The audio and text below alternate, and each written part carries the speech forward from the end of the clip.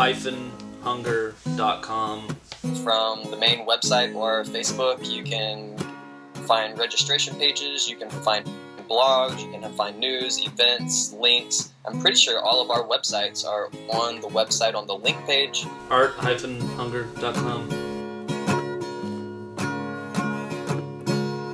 My name is Nick C. Kirk. I'm born and raised in Fort Worth, Texas. I have my undergrad in painting and sculpting from TCU.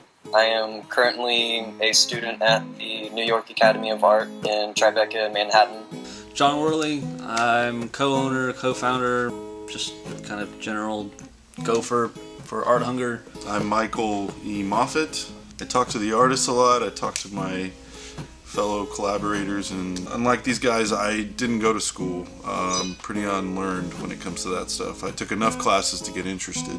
Ran out of money, painted a lot for myself for a lot of years, gave a lot of paintings away, and then found out somebody was like, hey, you can sell that stuff if you're good enough, and so there we are, and never really stopped since then.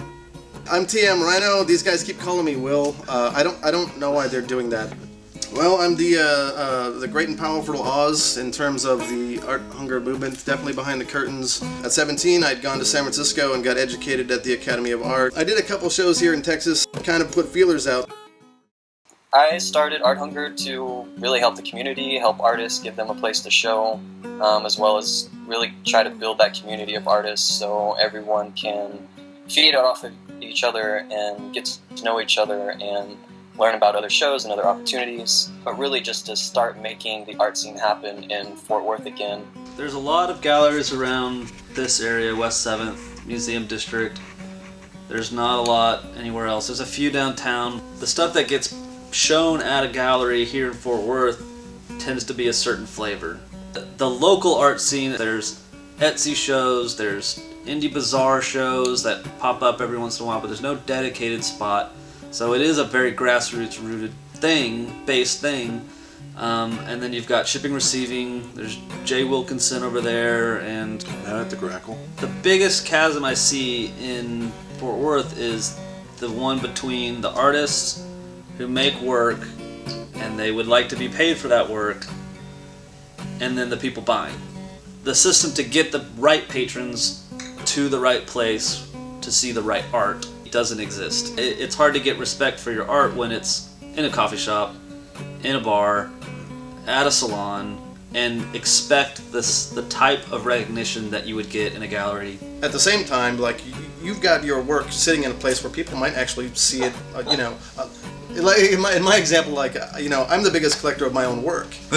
I've got paintings all over my house because they're not sitting in cafes, they're not sitting in the usual, they're not sitting in places like that.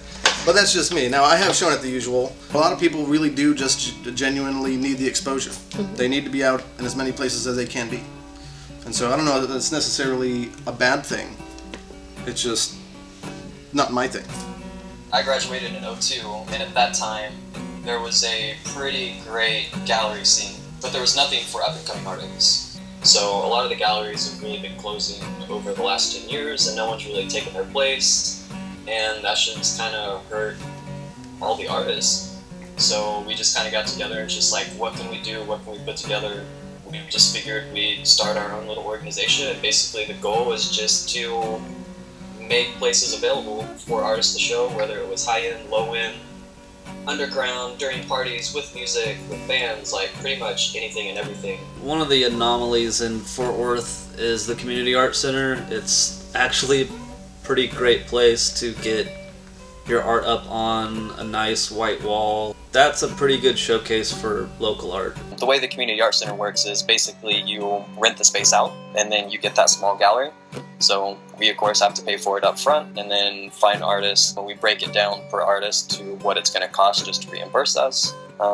Again, not trying to make any money, just trying to break even. And that's how we come up with the cost of what the shows cost per artist.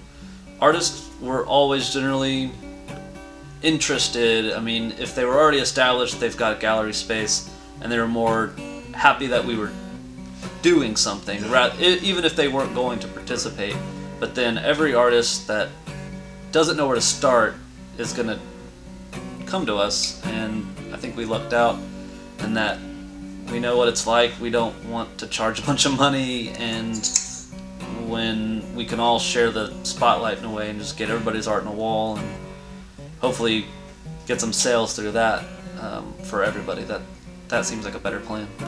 Like Nick said, it's 2 or 3 years out on your own. That's really tough, you know. And a year with Art Hunger, I can just tell you, it's better. It's definitely better. So we're all here trying to work, and we're all trying to work for the better. That's why we came together. It's a community thing. It's not like we're trying to owe somebody or you owe us now because we gave you a shot. It's not like that. Try to find other artists in your community, get to be friends with them, find organizations, go to the gallery shows, go to the museum shows, like just build that family of artistic friends, and great things are going to come out of that. It's hard doing everything by yourself. Find other people to do it with. Everyone's going to have a source. Everyone's going to be able to help you in some shape or form. And some of us aren't really good at accepting help, but just be open. Be willing to stand by your artwork and talk about it.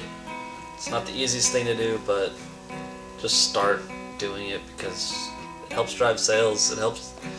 No one's going to be able to sell your art better than you. My biggest fear is that like newcomers are gonna find Art Hunger and find it as a nice crash site for, oh, like I have no experience and these guys are gonna show me the ropes and there's cool people there that are gonna tell me what I need to do, but they're gonna measure their success by sales, by how much money is made, and that's probably the wrong thing to do. You know, art is like music, it's like poetry, it's like being a writer. If it's inside of you, there's this burn, you know, like you have to do it or you start to go a little stir crazy. If I'm sitting around too long and not creating or not thinking about making some new piece or gathering ideas, I start getting like agitated and a little angry. And so I know it's time for me to get in that studio and do something. And you'll hear a lot of other artists say, oh, that's my church. And that's really the truth of it. You know, when I go in the studio and sit down and paint and I get really involved in it, like, all the nonsense involved in daily life is gone for a while, and you know you don't realize it when you're sitting there doing this or mixing your paints, but you know 3 hours goes by, 6 hours goes by, and then you kind of snap back into reality and you're like, oh God, like where did that time go? That was great. If that's the kind of person you find yourself being, then I think making art is, you know, definitely the thing you need to keep doing. So again, don't let you know, small failures or setbacks or other people's opinions be what stops you from doing what you love. If it's inside you, you've got to get it out. Yeah. Goddamn.